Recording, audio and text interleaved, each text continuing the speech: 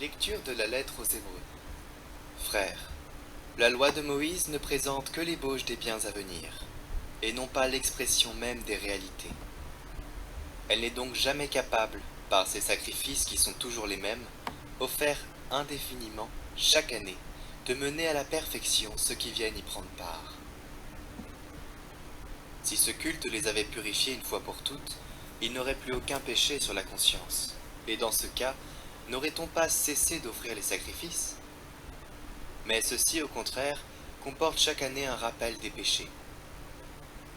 Il est impossible, en effet, que du sang de taureau et de bouc enlève les péchés. Aussi, en entrant dans le monde, le Christ dit « Tu n'as voulu ni sacrifice, ni offrande, mais tu m'as formé un corps. Tu n'as pas agréé les holocaustes ni les sacrifices pour le péché.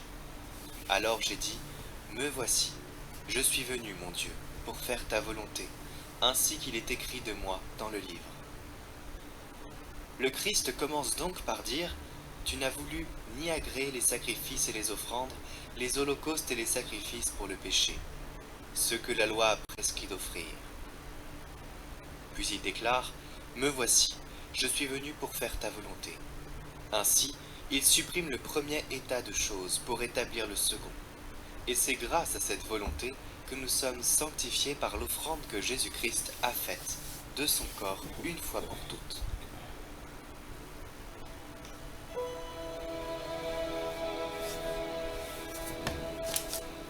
Me voici, Seigneur, je viens faire ta volonté. D'un grand espoir, j'espérais le Seigneur. Il s'est penché vers moi. Dans ma bouche, il a mis un chant nouveau, une louange à notre Dieu. Tu ne voulais ni offrande ni sacrifice. Tu as ouvert mes oreilles. Tu ne demandais ni holocauste ni victime. Alors j'ai dit, voici, je viens. J'annonce la justice dans la grande assemblée. Vois, je ne retiens pas mes lèvres. Seigneur, tu le sais. Je n'ai pas enfoui ta justice au fond de mon cœur. Je n'ai pas caché ta fidélité et ton salut. J'ai dit ton amour et ta vérité à la grande assemblée.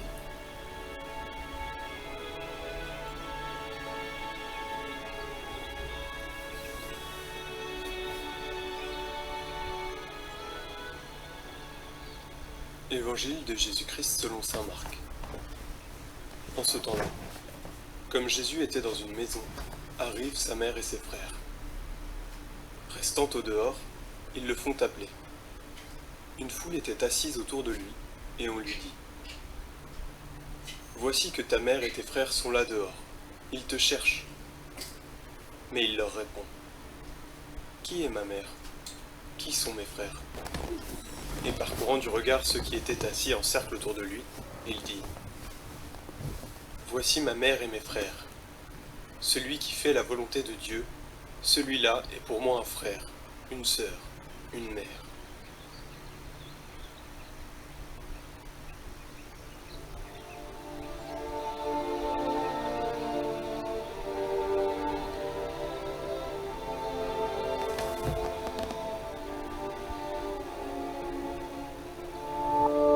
Commentaire du bienheureux Colomban. Cherchez Dieu et trouvez-le. Si nous cherchons Dieu, en dépit de toutes les épreuves, si nous lui donnons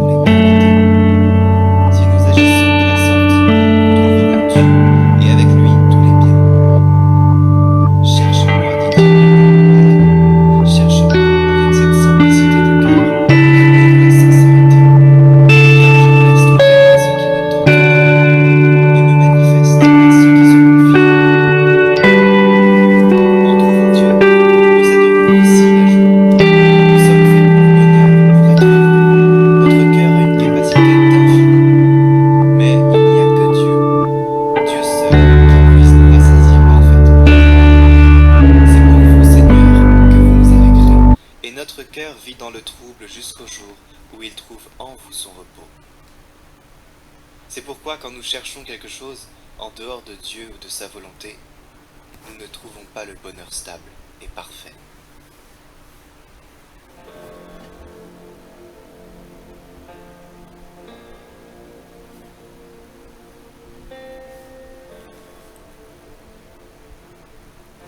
Au nom du Père, du Fils et du Saint-Esprit. Amen. Je vous loue, je vous glorifie, je vous bénis, mon Dieu, pour les immenses bienfaits que vous m'avez accordés. À moi, indigne.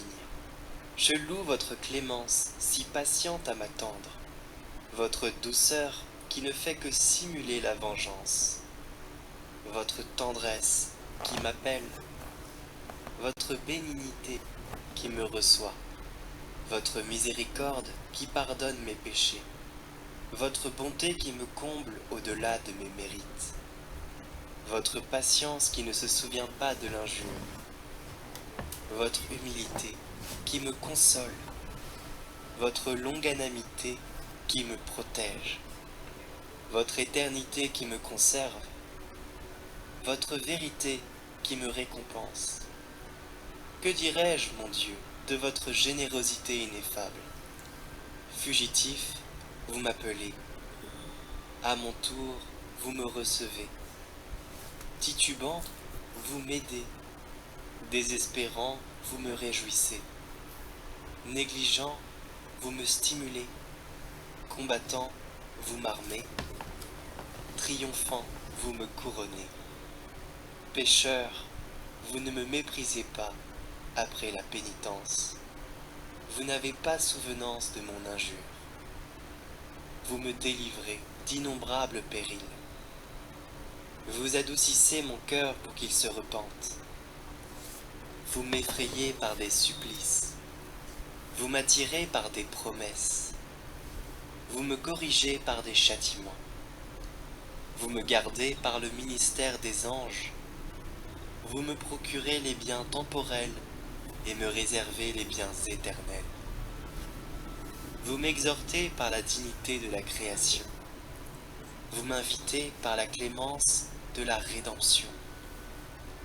Vous me promettez les biens de la rémunération.